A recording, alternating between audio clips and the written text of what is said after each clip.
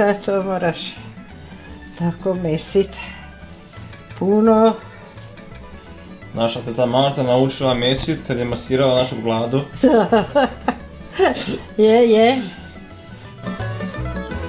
Aj zbogom ostaj domaćine mili, o godine opet se vidili. Aj do godine opet se vidili.